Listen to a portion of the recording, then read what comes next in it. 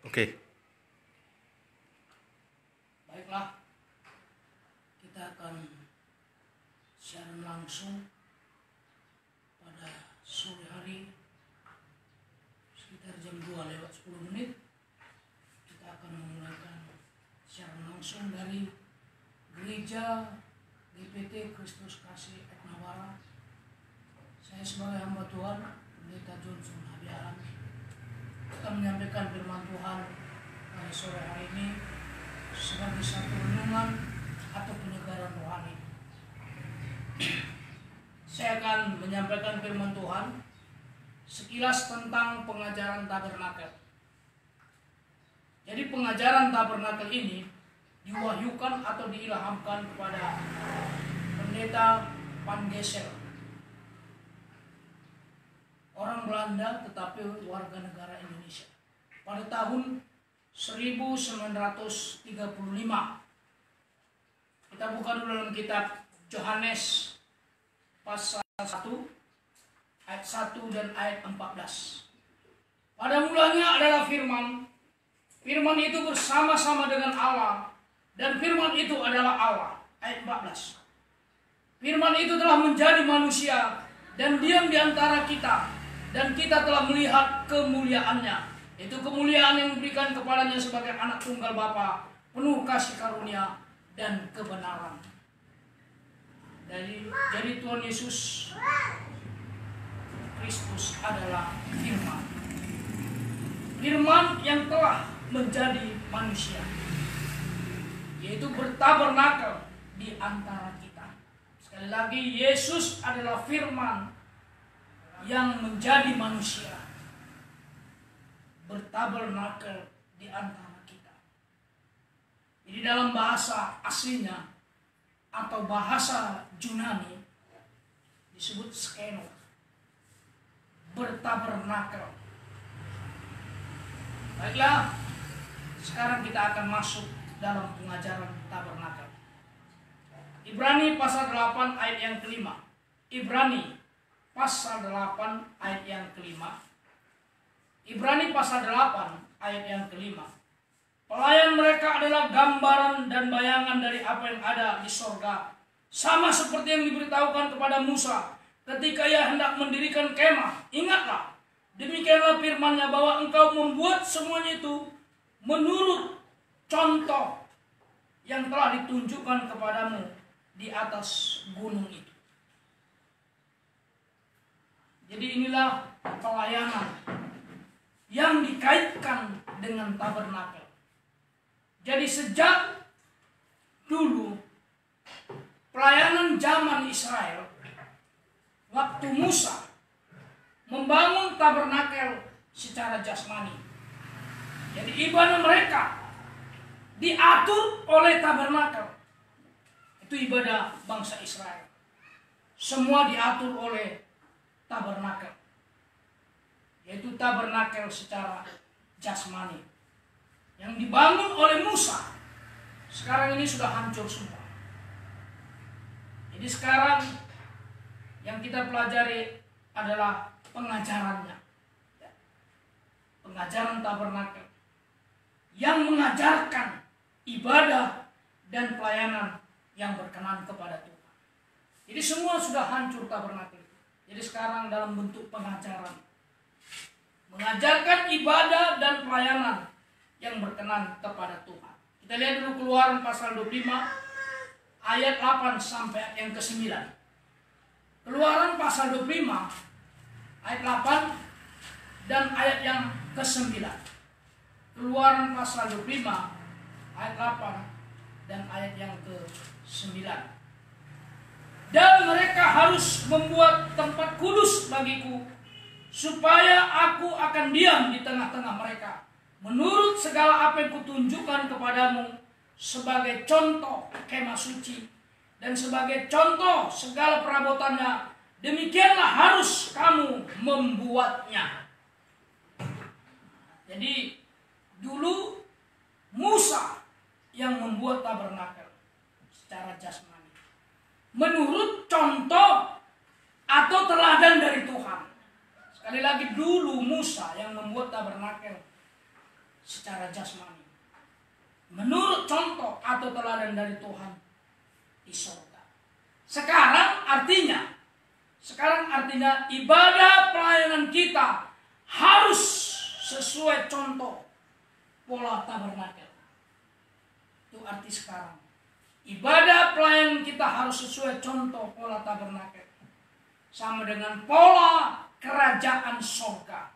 Jadi kalau ibadah pelayanan menurut pengajaran tabernakel atau pola kerajaan surga, hasilnya sekali lagi, kalau ibadah pelayanan kita menurut pengajaran tabernakel atau pola kerajaan surga, hasilnya satu, ada suasana surga. Ini hasilnya. Karena pola kerajaan surga, ibadah menurut pola kerajaan surga, maka hasilnya pertama ada suasana surga. Jadi kita nggak perlu menarik jemaat, tidak perlu kita menciptakan suasana sukacita yang lain dalam gereja. Kita tidak perlu menciptakan suasana yang lain dalam gereja untuk menarik jemaat. Tidak perlu. Jika menurut pola kerajaan surga, pasti ada suasana surga. Pasti ada suasana surga. Sehingga jemaat tidak bosan untuk beribadah. Dan gembala tidak akan bosan dalam.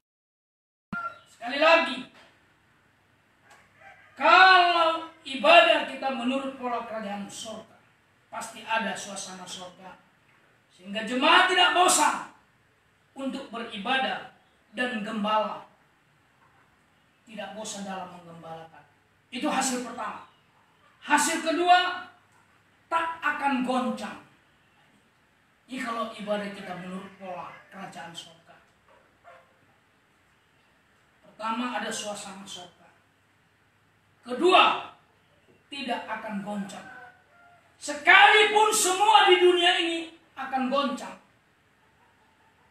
kita tidak akan goncang seperti kerajaan surga. Tetapi tetap teguh, sama dengan tetap kita teguh di dalam Tuhan. Ini hasil kedua. Tidak akan goncang.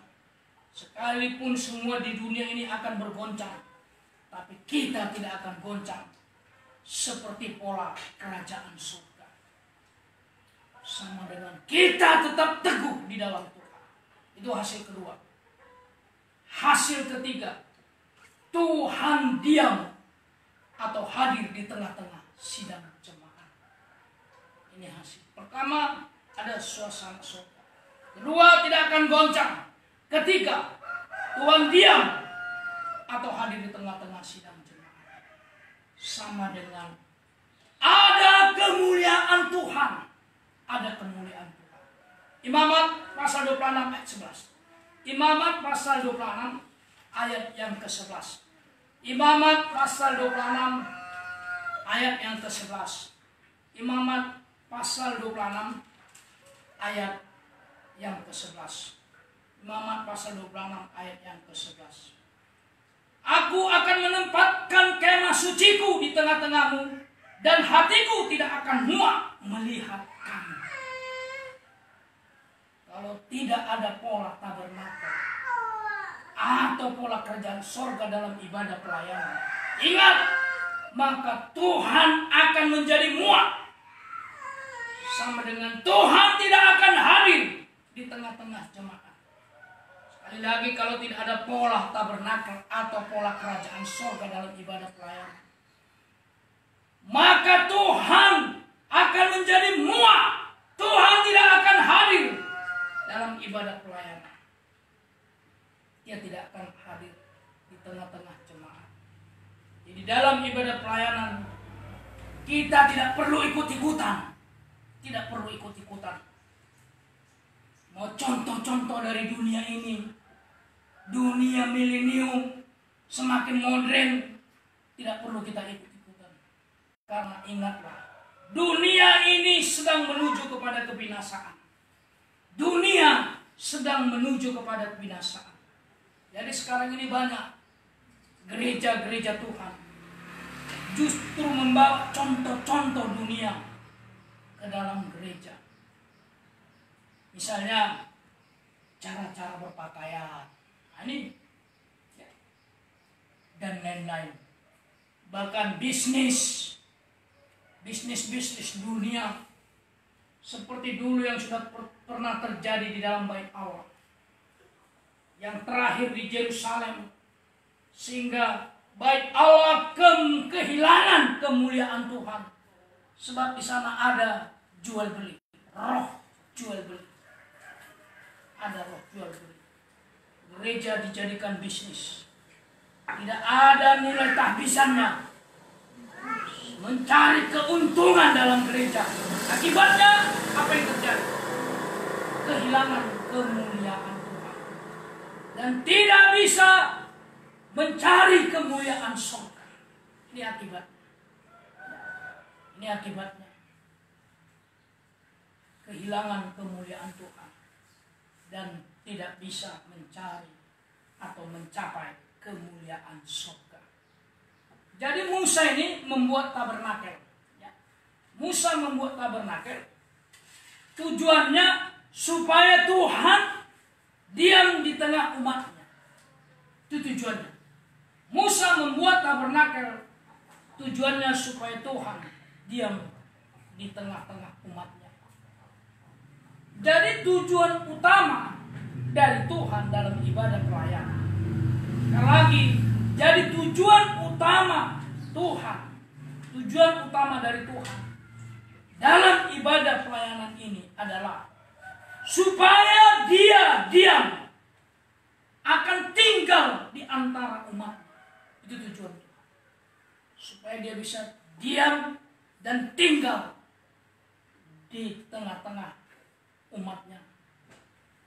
Sekarang tempatnya apa? Tempat apa yang harus kita buat untuk bisa menampung pribadi Tuhan? Ini menjadi pertanyaan bagi kita bersama-sama. Tempat apa yang harus kita buat untuk bisa menampung pribadi Tuhan, supaya Tuhan diam di tengah-tengah umatnya? Kita lihat dulu Yesaya 66. Yesaya 66 ayat 1 sampai ayat 2. Yesaya pasal 66 ayat 1 dan 2. Beginilah firman Tuhan, langit adalah tahtaku dan bumi adalah tumpuan kakiku. Rumah apakah yang akan kamu dirikan bagiku? Dan tempat apakah yang akan menjadi perhentianku? Ternyata manusia, siapapun, tidak akan mampu membuat tempat atau kediaman bagi Tuhan. Yang bisa menampung pribadi Tuhan. Sekali lagi, ternyata manusia tidak ada yang mampu untuk membuat tempat kediaman bagi Tuhan yang bisa menampung pribadi Tuhan. Jadi harus Tuhan sendiri yang membuat tempat supaya Dia bisa berdiam di antara kita. Tuhan sendiri yang harus berbuat. Harus. Karena itu bumi ini tumpuan kakinya, langit tempat duduknya, tatahnya. Bayangkan, itulah Allah El Shaddai, Allah yang maha besar. Siapa yang bisa menyediakan tempat bagi Dia? Hanya Dia sendirilah yang bisa menyediakan tempat bagi Dia, supaya Dia bisa berdiam di antara kita. Prosesnya, kita lihat prosesnya dulu. Kejadian pasal 1 ayat 1 sampai ayat yang kedua. Pada mulanya Allah menciptakan langit dan bumi. Bumi belum berbentuk dan kosong, gelap gulita menurut samudra raya, dan Roh Allah melayang-layang di atas permukaan air. Ini proses. Tuhan menciptakan langit dan bumi. Yang proses pertama, untuk membuat tempat bagi Dia. Tuhan menciptakan langit dan bumi. Itulah Kejadian pasal 1 ayat 1 sampai ayat yang kedua. Ini proses yang pertama. Tuhan yang harus menyediakan tempat. Manusia tidak bisa menyediakan tempat. Siapapun manusianya tidak akan bisa untuk menyediakan tempat bagi dia. Karena bumi adalah tumpuan kakinya. Langit adalah tahta tempat duduknya. Sehingga harus Tuhan sendiri yang menyediakan tempat bagi dia. Itu kata kitab Kejadian 1 ayat 1 sampai. Jadi sebelum diciptakan, keadaan bumi ini adalah kosong. Itu keadaan bumi. Kosong. Tidak berbentuk. Itu keadaan bumi sebelum diciptakan. Kosong dan tidak berbentuk. Sama dengan campur bau dan gelap. Itu keadaan dunia. Sesudah Tuhan menciptakan bumi, maka bumi menjadi baik. Setelah Tuhan menciptakannya, bumi menjadi baik. Namun sesudah bumi tercipta dengan baik, Tuhan belum berhenti mencipta. Nah itu pula. Setelah dia ciptakan dunia ini dengan baik, tetapi Tuhan belum berhenti mencipta. Berarti bumi ini tidak bisa menampung pribadi Tuhan. Berarti bumi tidak bisa menampung pribadi Tuhan. Bumi bukanlah tempat Tuhan berdiam. Sebab dalam Yesaya ayat 1 tadi dikatakan, bumi hanya sebagai tempat tumpuan kakiku. Itulah Allah yang kita sembah. Besar dan dahsyat El Shaddai.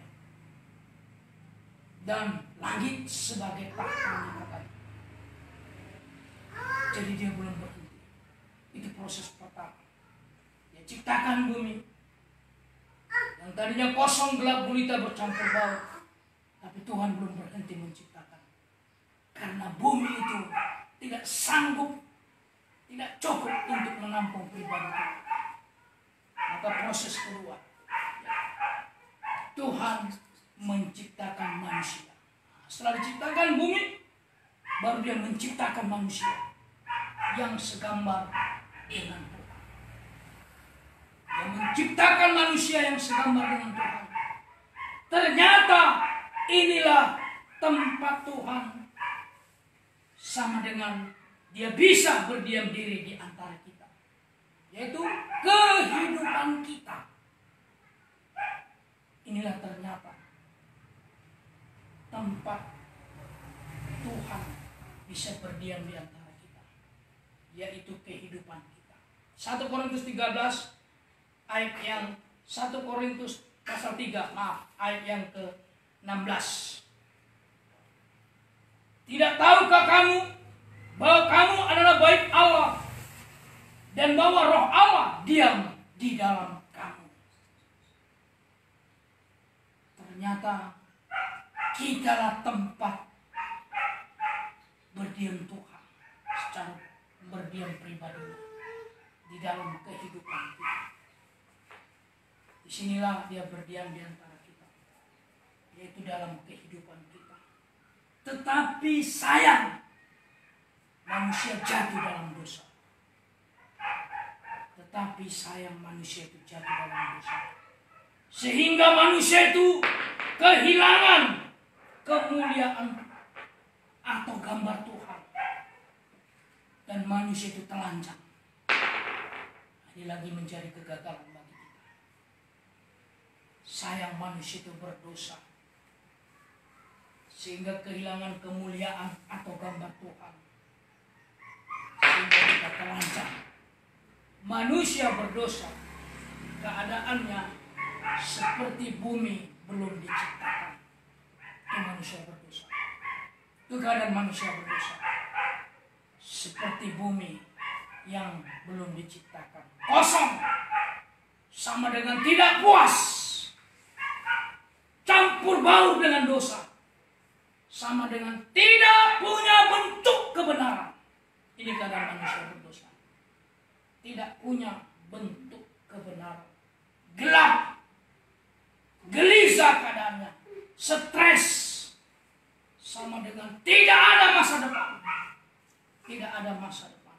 Seperti bumi yang belum diciptakan. Dan tidak bisa ditempati oleh manusia.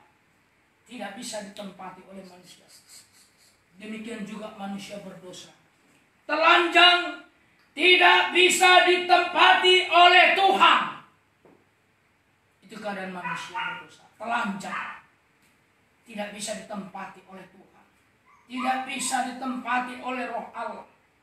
Sebab itu dulu Musa diperintahkan untuk membangun tabernakel. Sekali lagi, karena manusia berdosa, Tuhan tidak bisa tinggal di situ. Maka Musa diperintahkan untuk membangun tabernakel supaya Tuhan diam di antara umatnya.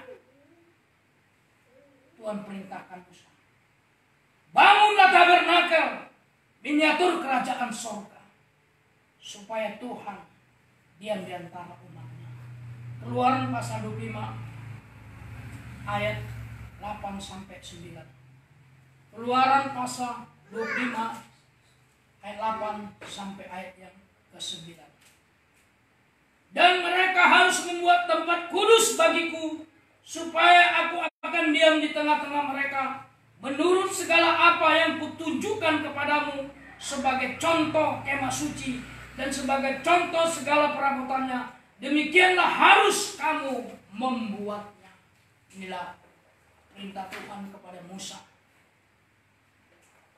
Jadi sekarang ini disebut pengajaran tabernakel. Supaya Tuhan tinggal di antara umatnya. Dulu dibangunlah tabernakel secara jasmani. Arti sekarang pengajaran tabernakel itu untuk membangun dan membentuk manusia berdosa atau telanjang menjadi tempat tinggalnya Tuhan. Itu arti tabernakel sekarang.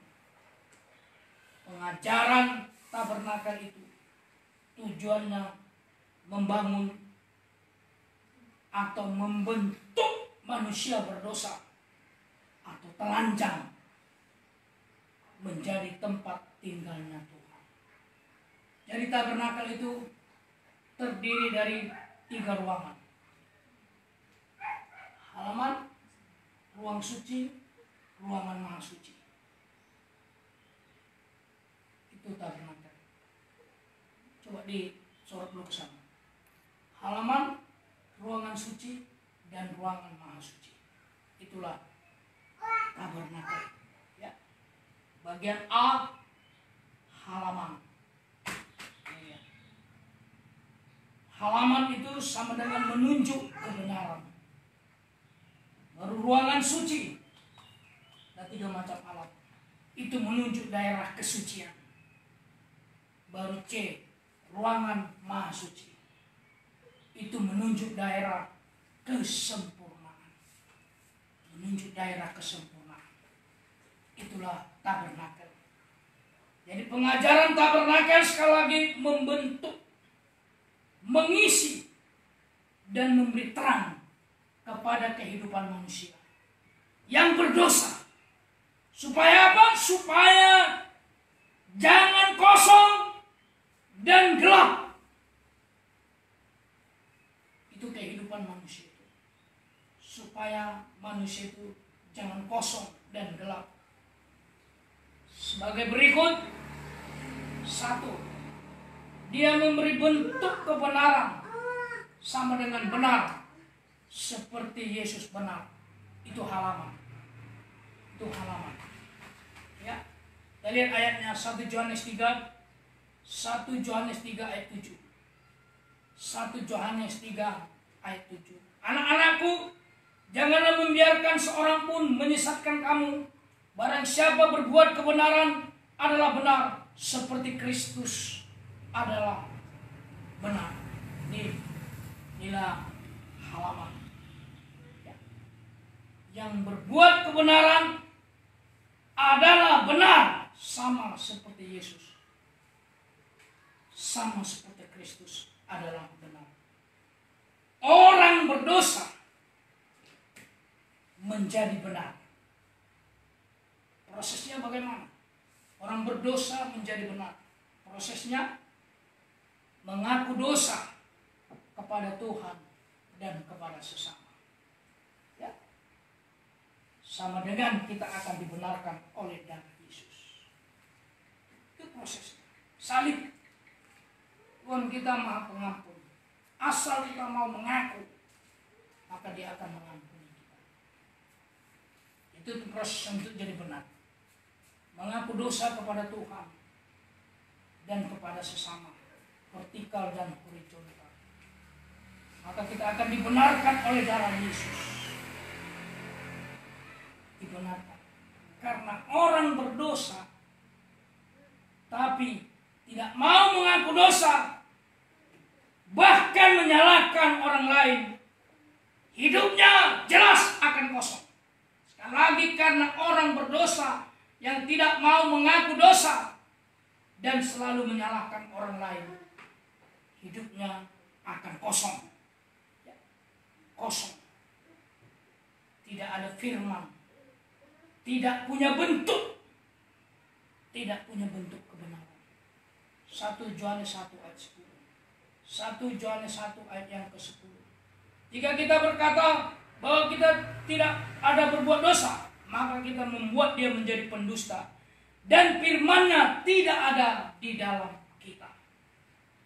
Jadi kalau hamba Tuhan maupun anak Tuhan tidak mau mengaku dosa, malah menyalahkan orang lain, sama dengan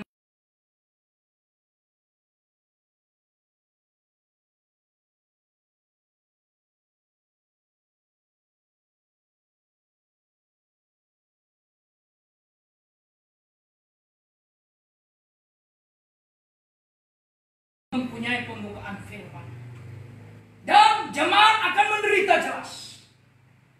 Kalau hamba Tuhan tidak punya pembukaan firman, maka jemaat akan menderita.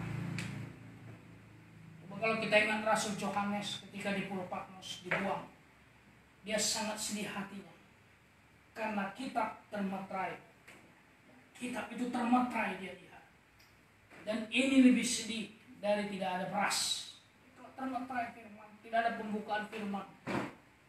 Bagi kita hamba Tuhan, gembala-gembala, ini sangat menyedihkan. Lebih sedih nih dengan tidak ada beras atau tidak ada uang. Lebih sedih dari apapun jika tidak ada pembukaan firman. Sangat sedih sekali jika tidak ada pembukaan firman. Berarti keadaan kosong. Jika sudah ada bentuk kebenaran, jika sudah ada dalam hidup kita bentuk kebenaran, maka pengajaran tabernakel akan mengisi hidup kita terus. Diisi terus dengan iman. Diisi terus dengan iman. Roma pasal 1 ayat yang ke-17. Roma pasal 1 ayat yang ke-17. Sebab di dalamnya nyata kebenaran Allah yang bertolak dari iman dan memimpin kepada iman, seperti ada tertulis, orang benar akan hidup oleh iman. Orang benar akan hidup oleh iman. Inilah kalau sudah diisi, ya, sudah terbentuk dengan kebenaran, maka dia akan terus mengisi hidup kita dengan iman. Siapa nih? Jadi praktek memiliki iman. Tadi diisi, dibentuk dulu dengan diisi, dibentuk dengan kebenaran, maka hidup itu diisi dengan iman. Jadi praktek memiliki iman bagian A atau 1, hidup bergantung dari firman Allah. Itu praktek memiliki iman. Hidup bergantung dari firman Allah, dari iman. Buktinya bisa mengembalikan perpuluhan dan persembahan khusus. Jadi ingat, perpuluhan adalah pengakuan bahwa kita hidup sudah diberkati oleh Tuhan. Itu saat kita bisa mengembalikan. Milik Tuhan perpuluhan. Ini pengakuan bahwa kita hidup sudah diberkati oleh Tuhan. Sama dengan kita hidup dari Tuhan. Itu bukti. Ya. Itu bukti. Itu bukti. B. Tidak berbuat dosa lagi. Ini bukti memiliki iman. Ya. Bergantung dari firman Allah bisa mengembalikan milik Tuhan. Bukti memiliki iman B. Tidak mau lagi berbuat dosa. Tidak berbuat dosa lagi. Sama dengan tidak mengulang-ulang dosa. Sampai satu waktu kita tidak dapat berbuat dosa lagi. Sama dengan kita akan benar. Seperti Yesus benar. 1 Yohanes 3 ayat 9. Sampai tidak dapat berbuat dosa lagi. Sampai satu waktu tidak dapat berbuat dosa lagi. 1 Yohanes 3:9, setiap orang yang lahir dari Allah tidak berbuat dosa lagi, sebab benih ilahi tetap ada di dalam dia, dan ia tidak dapat berbuat dosa karena ia lahir dari Allah. Ini tidak mau berbuat dosa lagi. Ini bukti memiliki iman. Sampai tidak dapat berbuat dosa lagi.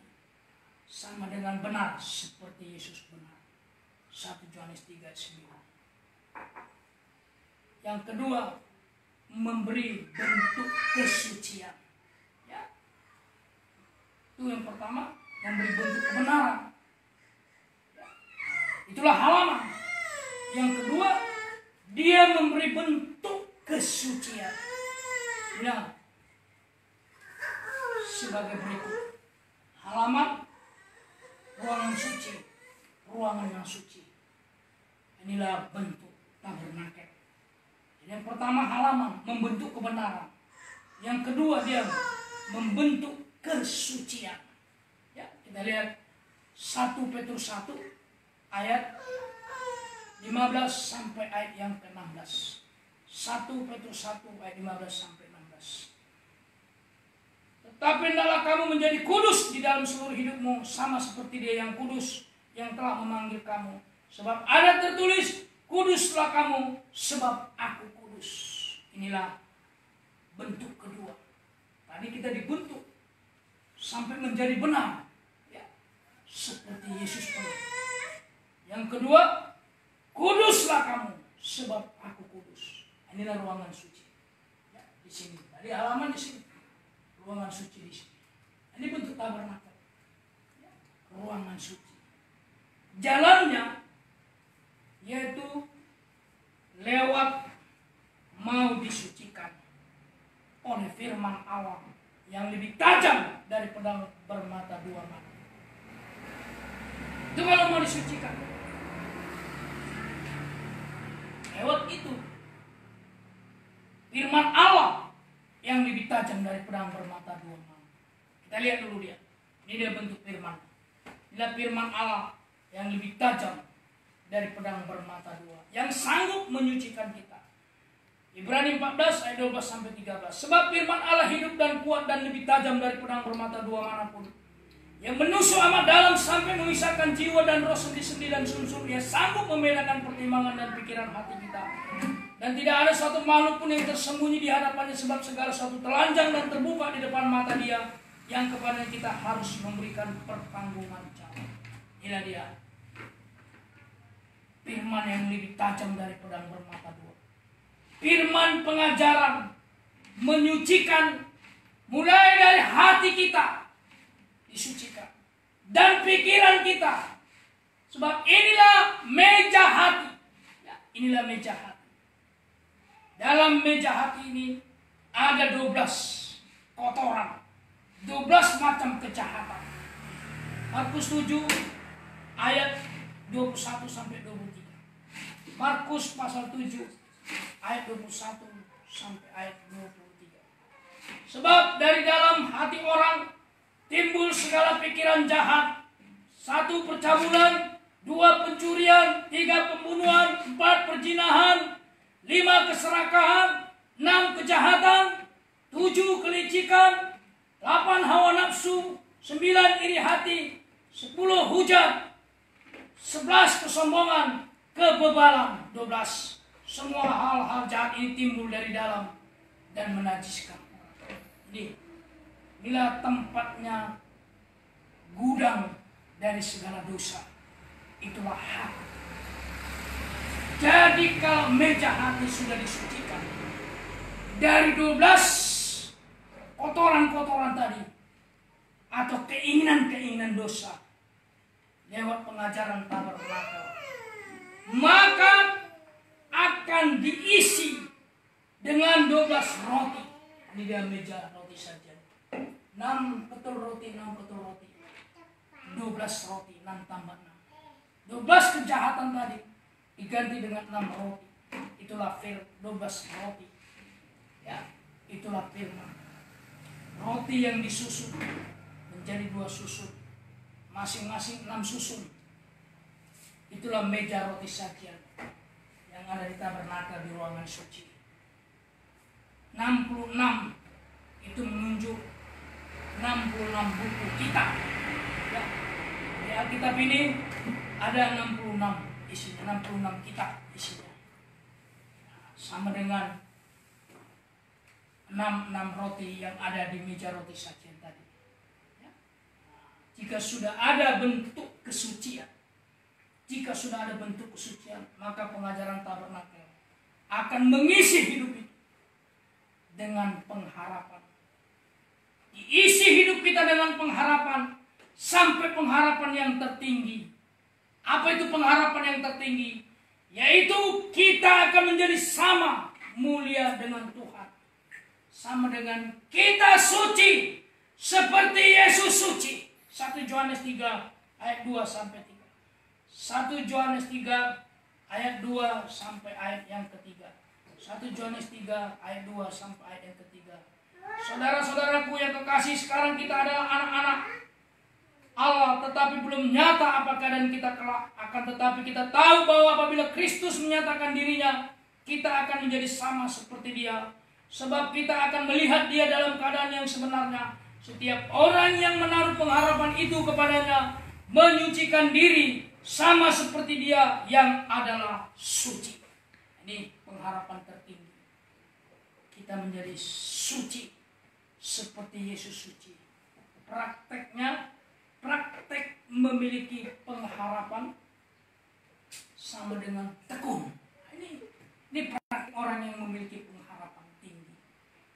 Pasti tekun. Roma pasal 8 ayat 25. Roma pasal 8 ayat 25. Roma pasal 8 ayat 25. Tetapi jika kita mengharapkan apa yang tidak kita lihat, kita menantikannya dengan tekun. Ini bukti, ya. Ini praktek memiliki pengharapan sama dengan tekun. Jadi ada 2 ketekunan, ya. Ada 2 ketekunan yang harus kita lakukan. Bagian A, ketekunan dalam penggembalaan, yaitu mengikuti 3 macam ibadah. Ibadah raya hari Minggu, ibadah PA, pendalaman Alkitab dan perjamuan suci hari Kamis, dan ibadah doa penyembahan ini hari Selasa.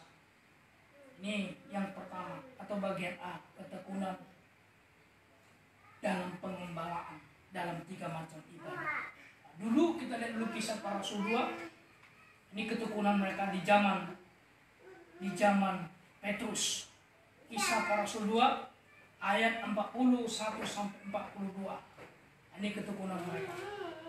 Ini dulu. Sekarang tekun mengikuti 3 macam ibadah. Kisah Para Rasul 2 ayat 41. Orang-orang yang menerima perkataannya itu memberi diri dibaptis. Pada hari itu jumlah mereka bertambah kira-kira 3.000 orang, 3.000 jiwa. Mereka bertekun dalam pengajaran rasul-rasul, dalam persekutuan. Ini ibadah raya sekarang. Dan mereka selalu berkumpul untuk memecahkan roti. Itu ibadah PA. Dan berdoa. Itulah ibadah hari Selasa, doa dan penyembahan. Ini dulu zaman hujan awal, zaman Petrus. Mereka tekun bersekutu, itu seperti hari Minggu pengembalaan. Dan tekun memecah roti seperti hari Kamis dalam keadaan PA dan perjamuan suci. Dan tekun berdoa, itu ibadah Selasa, doa dan penyembahan. Ini ketekunan. Ya, itulah merupakan, jadi bertekun dalam kebaktian umum, itu ibadah raya. Itulah pelita emas. Ini merupakan tempat persemaian yang paling subur untuk menaburkan benih-benih Roh Kudus. Itu ibadah raya, ibadah hari Minggu. Itulah pelita emas. Ya, jadi B, ada 2 ketekunan. Itu ketekunan pertama, dalam pengembalaan tekun, mengikuti ibadah harus tekun. B, ketekunan dalam penderitaan. Ini praktek memiliki pengharapan. Tekun. Tekun ibadah, tekun dalam pengembalaan. B, tekun dalam penderitaan. Yakobus 5. Yakobus pasal 5 ayat 7 dulu kita baca. Baru ayat 10 dan ayat 11. Karena itu saudara-saudara, bersabarlah sampai kepada kedatangan Tuhan. Sesungguhnya petani menantikan hasil yang berharga dari tanahnya, dan ia sabar sampai telah turun hujan musim gugur dan hujan musim semi. Ayat 10. Saudara-saudara, turutilah teladan dan penderitaan dan kesabaran para nabi yang telah berbicara demi nama Tuhan. Sesungguhnya kamu menyebut mereka berbahagia, yaitu mereka yang telah bertekun. Kamu telah mendengar tentang ketekunan Ayub, dan kamu telah tahu apa yang pada akhirnya disediakan Tuhan baginya. Karena Tuhan Maha Penyayang dan penuh belas kasihan. Ini yang kedua, tekun dalam penderitaan. Tekun dalam penderitaan. Untuk apa itu? Tekun dalam penderitaan. Jawabnya, untuk mencapai kesempurnaan. Jadi untuk sempurna harus lewat percikan darah. Sengsara tanpa dosa. Itu untuk kita supaya bisa sempurna. Percikan darah, sengsara tanpa dosa. Kita benar siap untuk disalahkan. Itu percikan darah. Jadi hanya orang yang punya bentuk kesucian dan punya isi pengharapan. Inilah orang yang bisa tekun dan bersabar. Sekali lagi, orang yang punya bentuk kesucian dan pengharapan. Ya, kesucian dan punya isi pengharapan. Inilah yang bisa untuk tekun dan bersabar dalam menghadapi penderitaan tanpa dosa. Jadi harus suci dulu. Harus memiliki pengharapan. Iman. Supaya kita bisa tekun dan sabar dalam menghadapi penderitaan tanpa dosa. Maka kehidupan tersebut akan mendapat kasih sayang oleh Tuhan. Seperti Ayub, itu contoh. Orang yang bisa tekun, yang sabar, yang punya kesucian dan pengharapan, maka kehidupan tersebut akan mendapat kasih sayang Tuhan. Seperti Ayub. Seperti Ayub yang dipulihkan oleh Tuhan 2 kali lipat secara jasmani dan secara rohani. Inilah orang yang punya bentuk kesucian dan punya bentuk pengharapan. Disayangi oleh Tuhan, dibela oleh Tuhan. Itulah Ayub. Dipulihkan kembali secara 2 kali lipat, baik jasmani maupun rohani. Sekarang yang ketiga, memberi bentuk kesempurnaan. Tadi kebenaran, kesucian, yang ketiga kesempurnaan. Inilah ruangan Maha Suci. Itu pintu pertama, pintu kedua, pintu ketiga, ruangan Maha Suci. Matius 5 ayat 48. Matius pasal 5 ayat 48. Karena itu haruslah kamu sempurna, sama seperti Bapamu yang di sorga adalah sempurna. Jadi halaman kebenaran, ruangan suci, kekudusan, kesucian, dan ruangan maha suci, kesempurnaan. Jadi jalan untuk menuju kesempurnaan adalah lewat pembaharuan. Kita harus siap dibaharui. Sama dengan keubahan hidup. Jika ada bentuk kesempurnaan, maka pengajaran tabernakel akan mengisi dengan kasih yang sempurna atau kasih mempelai. Sekali lagi, jika ada bentuk kesempurnaan, maka pengajaran tabernakel ini akan mengisi dengan kasih yang sempurna atau kasih mempelai. Praktek memiliki kasih. Praktek memiliki kasih. Bagian A, ada kesatuan dengan Tuhan dan sesama. Itu praktek memiliki kasih. Ada kesatuan dengan Tuhan dan dengan sesama. Mulai dengan sesama dalam nikah. Nah, ini mulai suami istri dulu. Ya, harus ada kesatuan suami istri. Lalu setelah itu dalam penggembalaan di gereja. Ya, di gereja. Jadi itu dulu kesatuannya. Dalam nikah dulu harus bisa menyatu suami istri dan anak-anak. Baru kesatuan dalam penggembalaan. Kolose pasal 3 ayat 14. Kolose pasal 3 ayat yang ke-14. Kolose pasal 3 ayat yang ke-14. Dan di atas semuanya itu kenakanlah kasih sebagai pengikat yang mempersatukan dan menyempurnakan. Jadi ini menuju kesempurnaan. Ya. Ini dia. Mengasihi dengan kasih yang sempurna. Praktek memilikinya ada kesatuan dengan Tuhan dan dengan sesama.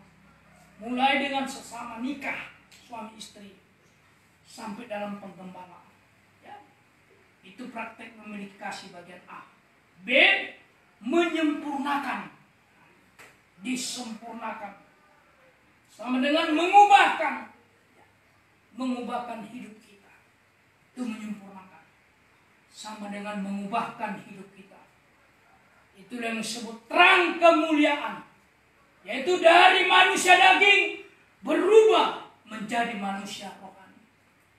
Dari kafir menjadi Israel rohani. Dari anjing berubah menjadi domba. Itu kafir itu gambarannya anjing dan babi. Israel gambarannya domba. Jadi anjing dan domba diubah. Anjing dan babi diubah menjadi domba. Kafir diubah menjadi Israel rohani. Karena di mata Tuhan hanya ada dua bangsa. Satu Israel dan satu kafir. Ini bukan politik, tapi ini Alkitab. Saya menerangkan Alkitab bukan politik. Hanya ada dua bangsa di mata Tuhan. Itulah Israel dan satu lagi kafir. Jadi dia harus dirubah menjadi manusia rohani. Hidup diubahkan oleh kasih. Prakteknya hidup diubahkan oleh kasih. Prakteknya taat dengar-dengar. Mulai taat dengar-dengaran sama dengan ada keberhasilan. Ya, taat dengar-dengar. Jika taat sama dengan terang itu terus akan menerangi kita sampai nanti kita segambar dengan Tuhan. Ini kuncinya, taat sampai nanti kita segambar dengan Tuhan. Terus menerangi kita sampai nanti kita segambar dengan Tuhan. Filipi pasal 3 ayat 20 dan 21. Filipi pasal 3 20 dan 21. Karena kewargaan kita adalah di dalam sorga, dan dari situ juga kita menantikan Tuhan Yesus Kristus sebagai juru selamat yang akan mengubah tubuh kita yang hina ini sehingga serupa dengan tubuhnya yang mulia menurut kuasanya yang dapat menaklukkan segala sesuatu kepada dirinya. Diubah kita sampai menjadi sama seperti Tuhan, segambar dengan Tuhan. Cara logika kita nggak bisa terima. Karena kita manusia najis, kotor. Tapi ini maunya Tuhan. Tuhan yang mengubahkan. Bukan kekuatan manusia, tetapi kekuatan Tuhan.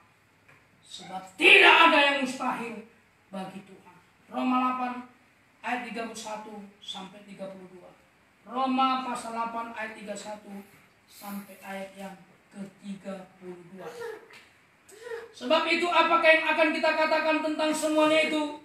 Jika Allah di pihak kita, siapakah yang akan melawan kita? Ia yang tidak menyayangkan anaknya sendiri, tetapi yang menyerahkannya bagi kita semua. Bagaimanakah mungkin ia tidak mengaruniakan segala sesuatu kepada kita bersama-sama dengan Dia? Jadi jika Tuhan diam bersama kita, sekali lagi jika Tuhan diam bersama kita, maka hasilnya satu, kuasa pertolongan dan kemenangan dari Tuhan akan kita miliki atas musuh-musuh kita, atas segala masalah-masalah kita yang sedang kita hadapi. Ini jika Tuhan diam bersama-sama dengan kita. Sekali lagi, hasilnya pertama, kuasa pertolongan dan kemenangan dari Tuhan atas musuh-musuh kita, atas segala masalah-masalah kita yang sedang kita hadapi.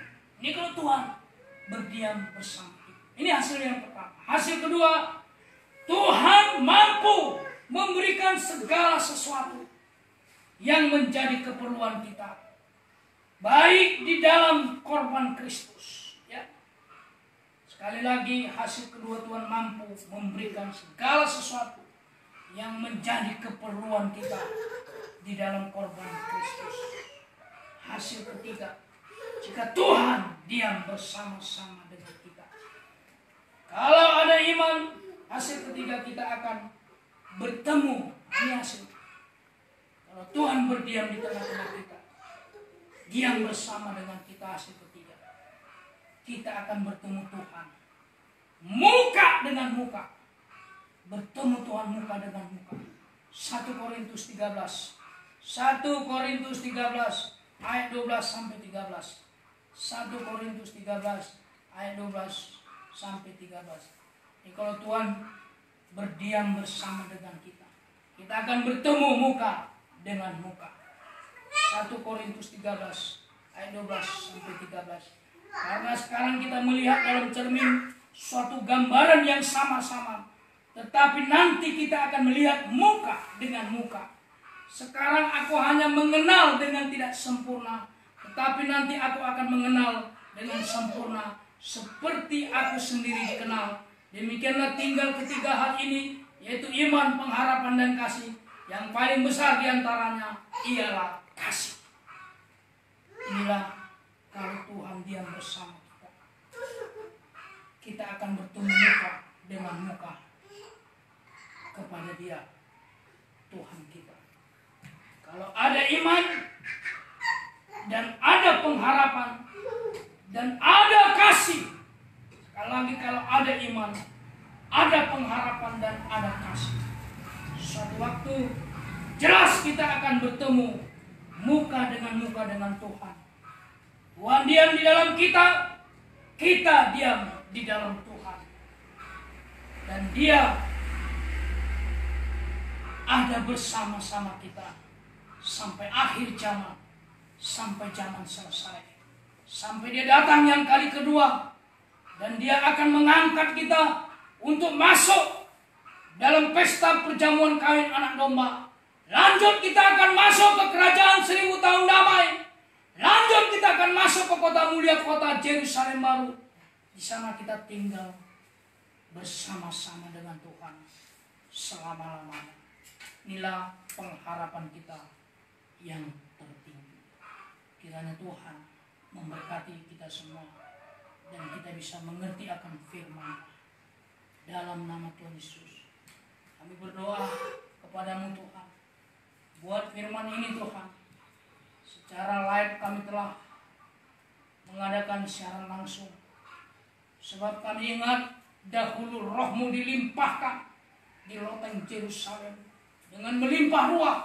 Dan hari ini juga kami rindu di akhir zaman ini Firman pengajaran-Mu dilimpahkan dengan melimpah ruah, supaya semua mengenal, supaya semua naik kepada peningkatan kebenaran, kesucian, dan kesempurnaan, agar layak untuk masuk dalam kerajaan-Mu, tinggal bersama-sama dengan Engkau.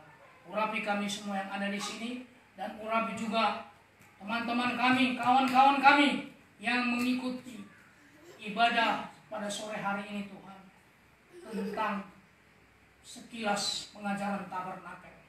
Jamah mereka semua, urapi kami semua, meteraikan firman-Mu di dahi kami, di pikiran kami, di angan-angan kami, dan tuliskan di hati kami, sehingga dimanapun kami berada, kami selalu praktek firman-Mu. Terima kasih Tuhan, terima kasih. Dalam nama Tuhan Yesus Kristus kami sudah berdoa, mengucap syukur. Haleluya, amin.